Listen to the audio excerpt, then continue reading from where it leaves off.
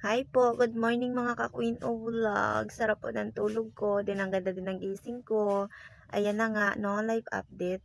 Gigising po ng may bagong cellphone. Ayan, ito po yung katas ng aking pagre-reels at pagpo-post ng mga mahabang video dito sa aking page kasi nagsahod na po ako sa aking page kahapon. Nagsahod na ako kay Facebook. Yung live ads na lang talaga mga ka-Coin o Vlog yung hindi pa ako namo-monetize kasi hindi po talaga ako nagla-live. Never po talaga ako nagla-live na kasi parang mas bet ko na lang talaga yung pagre-reels tas mag-video ng mga mahahabang video tas mag-update ng buhay ko. Ganun na lang yung ginagawa ko.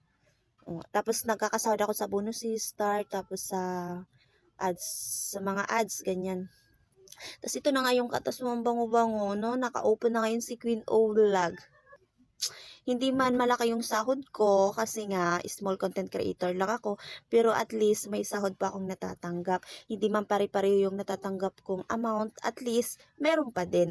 Tingnan mo, meron ako, 'di ba nakakaano lang siya, nakaka-inspire ba ng tawag dun, 'di ba?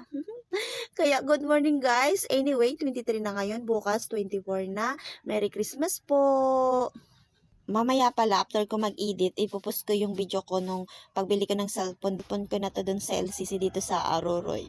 Abangan nyo po ah.